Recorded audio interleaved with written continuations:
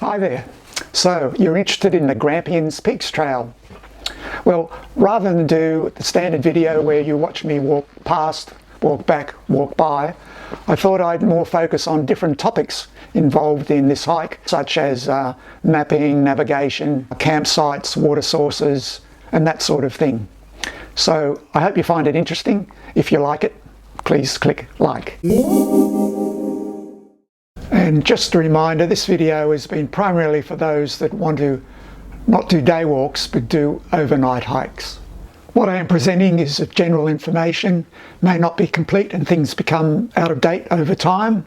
So you need to do your own research and make your own decisions based on your own capabilities. But first, just let me show you some of me walking. It won't go for very long.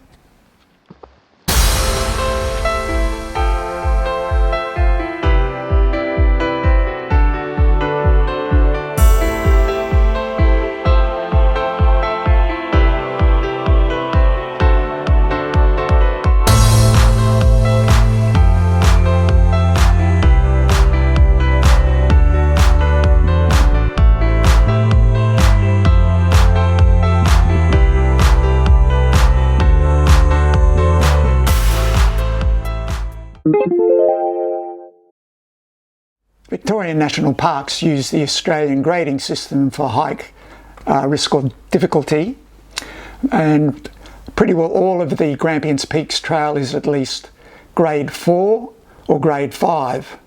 Now in reality there'll be some sections that seem mostly, say, grade 3, but every now and then you'll get to a more difficult section, so they're going to rate it for that more difficult section overall. So just in summary of the three of the grading systems, grade 3 is suitable for most ages and fitness levels. Tracks may have short, steep sections, a rough surface and many steps. Grade 4 is bushwalking experience recommended. Tracks may be long, rough and very steep. Directional signage may be limited. And grade 5, very experienced bushwalkers with specialised skills including navigation and emergency first aid. Tracks likely to be very rough, very steep and unmarked. From my experience, you can be walking for many hours and it's pretty straightforward, but then you'll come to a section where maybe for half an hour you have to pay really close attention to walking on rubble so you don't twist an ankle or slip and that sort of thing. So that's the grading system.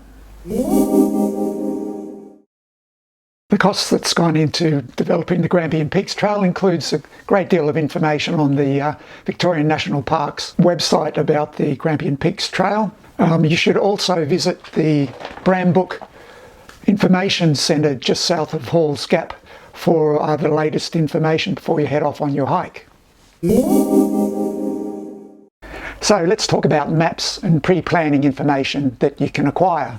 First off are the 3 maps from National Parks for the Grampians Peaks Trail. First off, we have the north section, which covers from Mount Zero through to Halls Gap over 3 nights and 4 days, and is about 50 kilometres long. Then we have the central section, which goes from Halls Gap to Yarram Hiking Camp over 4 nights and 5 days, and is approximately 64 kilometres long. And then finally, we have the south section, which goes from the Yarram Hiking Campground to Dunkeld, the township, over 3 nights and 4 days, and is approximately 50 kilometres. Now, the maps have a topo map on one side showing campsites, water sources, toilets, trailheads, car parks, and obviously the route that you would be following. On the back, they have navigation details for each section to the next campsite, approximate distances and estimated times, and any cautionary advice that might be generally applicable. So definitely worth getting your hands on those maps for the sections that you want to do. They're only $9 to $10 each. Now, certainly in good weather, you'd rarely need to use those maps for navigation.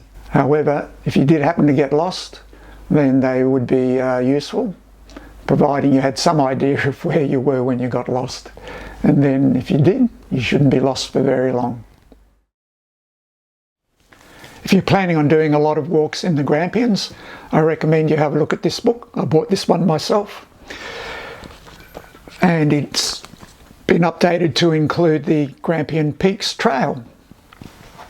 You can buy that at the Brambook National Park Centre at Halls Gap, and undoubtedly some other places. So if you're into hiking electronics and you have a mapping software on an electronic device and you're into GPX files, then that information is available online, and I'll put a link up now to where you can get a full GPX file of the entire walk. And certainly it's convenient to have GPX on a mobile device, but remember, you can lose a phone, the batteries can go flat, or the device can fail, so always make sure you've got a paper map and a compass, and keep in mind where you think you are at all times. So on my own phone, I happen to use Avenza mapping software, and if you happen to use Avenza, what I recommend is putting all the maps for the Grampians into a folder and then setting that folder as a collection. That way Avenza will move automatically from one map to the next as you track across them, and also it will zoom to different map resolutions depending on whether you're zooming in or out of a map. Sometimes that's convenient, sometimes it's annoying, but the collection feature is a pretty good thing. Fees and charges. There's no entrance fee to the Grampians National Park. However, there is a fee for camping sites and a booking system. And by the way, free camping is not prohibited along the Grampian Peaks Trail. You're just not allowed to camp at the hike-in campsites, of course. For the Grampians Peaks Trail hike-in camps, the fee is about $48 Australian per platform, not per person. And you might think that's fairly steep, but the construction cost $30 million. And within the first fortnight of it opening in late October 2021, there was at least 1,400 bookings made. So people are using it. If I haven't already mentioned it, travel is intended to be from north to south on the Grampian Peaks trails. You need to book your platform in advance, and you're only allowed to stay one night. Now, navigating the National Park's website to book your walks can be an adventure in itself, in my opinion, because they offer options. So one option is to do the whole 13 days hike. There are other options for different sections of 2 nights or 3 nights and that sort of thing. So you need to decide what you want to do, and sometimes you need to buy a sequence. For instance, if you just want to do the central and southern sections, then you might book a 3-day walk and a 4-day walk and a 4-day walk, or something like that, for instance, and you need to make sure the ending one is the beginning date of your next one, and so on, if you follow what I mean. But you'll sort it out one way or another. Now, the signage along the Grampians Peaks Trail is very good. Every track junction and trailhead has distances and estimated times to either the prior campsite or the next campsite or the next trailhead and that sort of thing. And at the hike-in camps there will be information sign about the location of the camping platforms, where the communal meeting place and or shelter and toilets are located, and where the USB charging station is located. However, between those signs at trailheads and junctions, you'll be primarily looking for the yellow arrows that are glued onto rocks, or hopefully haven't fallen off, and maybe nailed to trees. And you also see that little yellow triangle on the trailhead and junction signs to show you where the Grampians Peak Trail is heading from there. Here's an example from the central section when you're going through the interesting dials.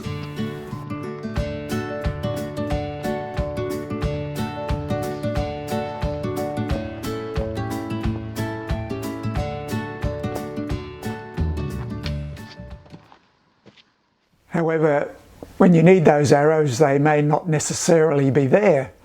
So you need to be observant and look for discoloured rocks where many boots have worn off some of the lichen and those sort of indicators. And of course, the arrows can become dislodged over time, so you still need to pay attention. And be alert on the Mitchell Plateau, even in good weather, but especially in bad weather. About 2 minutes ago, the track just almost disappeared. Hardly any markers, just sort of stops and enters boulders and very light pads. Be terrible to follow in poor weather, at this section anyway. Another sign you'll encounter periodically are the emergency markers with GNP, Grampians National Park, followed by a 3-digit number.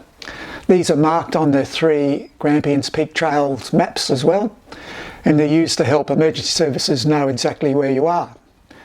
It's also worth checking if you're at one of these whether or not you will have telephone coverage. Often on high peaks, if you see one of these, you may well have phone coverage. It does depend on which provider you might be with, but Telstra seem to frequently have coverage if you're high up.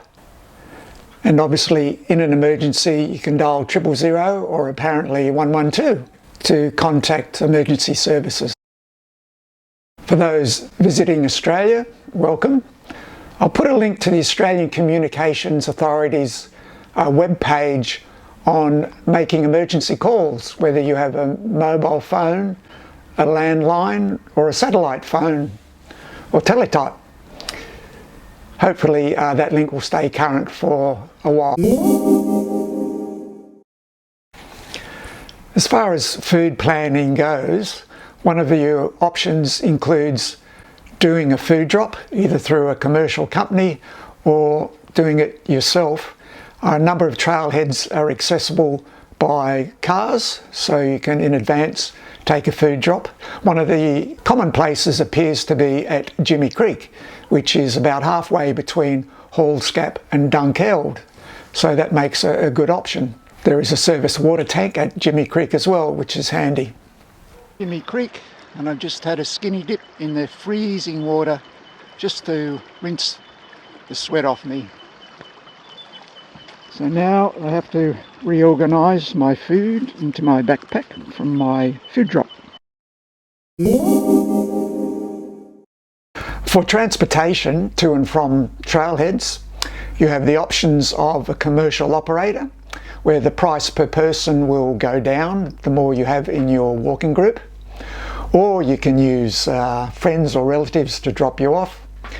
You can leave a car in Halls Gap. There's plenty of unrestricted car parking there at the moment. You're just not allowed to sleep in your vehicle overnight. At the southern end, at Dunkeld Township, you can investigate a V-Line coach service that operates 3 times a week on a Tuesday, Friday and a Sunday, departing Dunkeld around about 10 a.m, taking 45 to 50 minutes to get back to the Halls Gap Information Centre. The bus stop in Dunkeld is nearby the Dunkeld Information Centre. The cost is, if I haven't already said so, is about $9 Australian.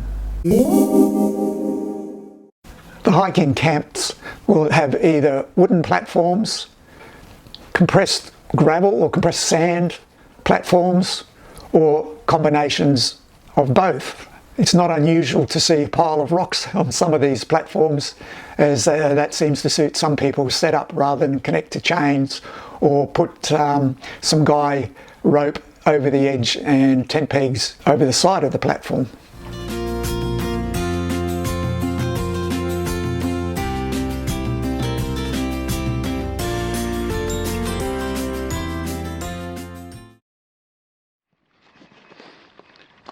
So the last campsites have all been very similar in layout. That is, they had both gravel and wooden platforms.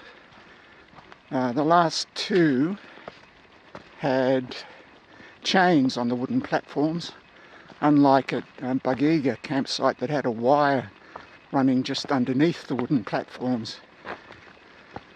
So if you've got the chains on the wooden platforms rather than being on the gravel, which is so hard you can't put pegs in, you really don't need any pegs. And when I say similar layout, they have no real shelter. They have a communal meeting place with a wooden screen around it and some heavy wooden and steel tables and bench chairs. Derd had a little viewing area a bit away from the meeting place. The view wasn't that spectacular, but still something to do. But here at Wanham, you've got two ways of attaching your tent. One is via guy line to these metal hooks, and the other, recommended by National Parks, is bring some guy line and put your pegs in outside, which is what I've done today because I could.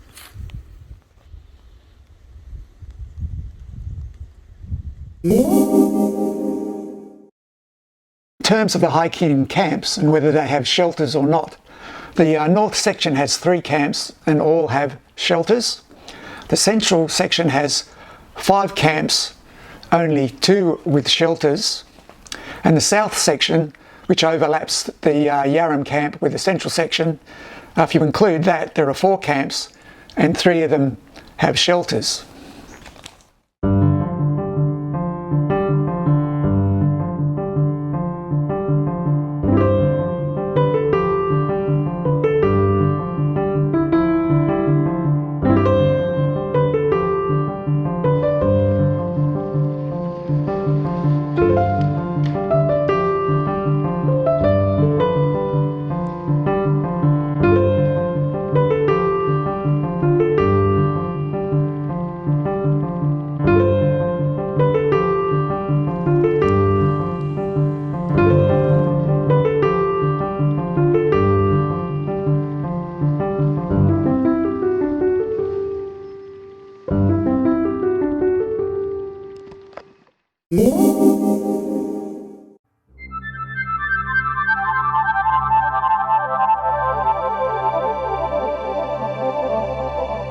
The toilets are mostly pod toilets where the pod has to get helicoptered out or possibly trucked out, depending if there's road access or not.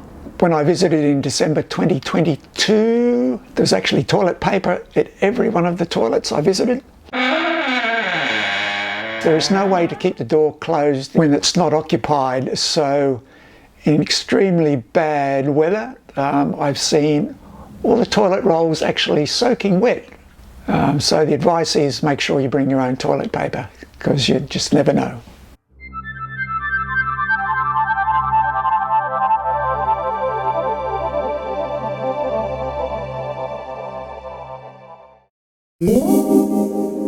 So the USB charging is obviously a renewable resource dependent on how much sun is shone on the solar panels and kept the batteries there at the camp charged. There's also a limited number of outlets. So if it's a particularly busy camp, there could be both a lineup for the USB charging stations and, who knows, a lineup for the toilets. The USB charging stations are either on a little shelf next to the toilet door when there is no shelters, or if there is a shelter, it will be inside the shelter. At the time of publication, at the end of December 2022, Bugiga shelter, the USB charging stations were not functioning. So the sources of drinking water along the trails are the serviced water tanks and the rainwater tanks at the hiking camps. All of these water tanks are marked with "do not drink," meaning you should treat the water in some form, either by boiling it sufficiently or using microfilters or chemical sterilisation processes. Likewise, if it's been raining a lot and there are flows of water, I know people you'll just drink straight from those creeks without treating the water. However, it's up to your own tolerance for risk, what you choose to do. Of what is use is National Parks webpage that lists the GPS location of all their serviced water tanks along the Grampian Peaks trails. And that's worth getting a copy of and noting. However, all the 3 trails maps do indicate where water sources are. The serviced water tanks, by their nature, should always have water in them. Just as an FYI about the rainwater tanks near the toilets, or anywhere at these hike-in campsites for that matter, whether they're off the main shelter or the toilets, they've throttled back the output. Quite a slow flow, which is okay.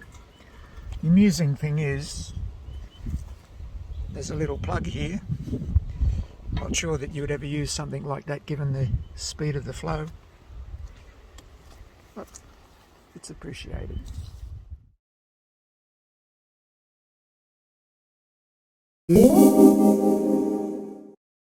At some of the trailheads you'll encounter boot cleaning stations or pathogen hygiene stations designed to kill any Phytophthora or a particular type of fungus that might be on the soil on your boots. It's another reason you should clean your tent pegs from dirt and that sort of thing as you travel around as well, if you can.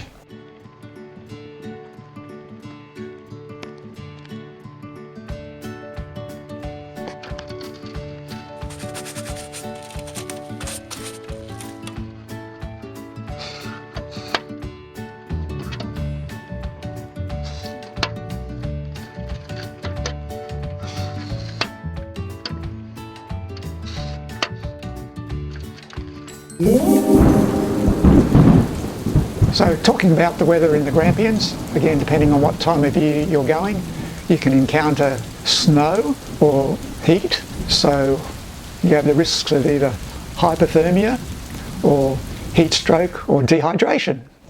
I've walked on one day when it was 31 degrees and the next day in the morning it was 5 degrees.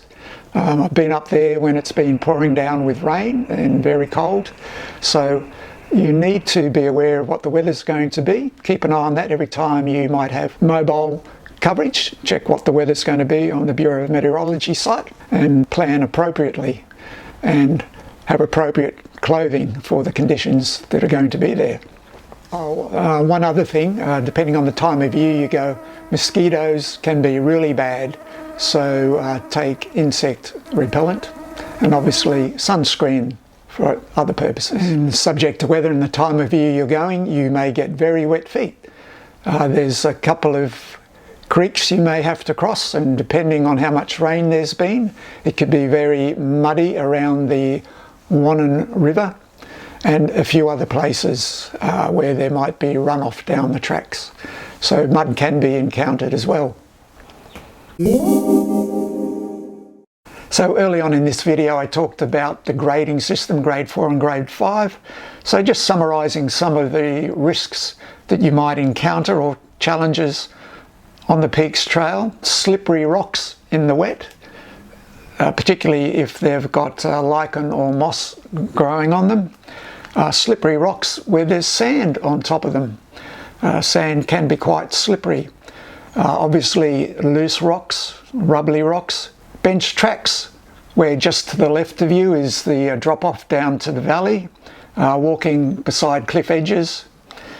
Trying to get that Instagram shot on that boulder that's sticking out over the cliff. Navigating through mist. It's not unusual to see the peaks in mist. Not being prepared for cold weather or wet weather, and potentially heat exhaustion if you're doing it in high summer, for instance. So make sure you've got access to plenty of water with you, and don't necessarily assume there'll be water at the campsites. And given the rough surface, consider the footwear that you're going to be wearing. Make sure you've worn it in before you start on a long hike. And as you are walking in very flammable bushland, you need to be bushfire aware, particularly in the summer months, obviously. Oh, did I mention snakes?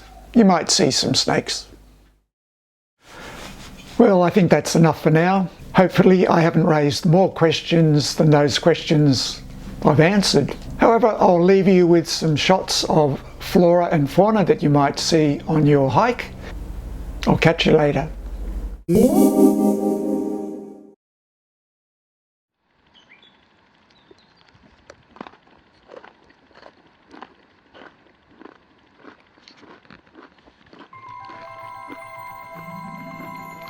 Got very curious.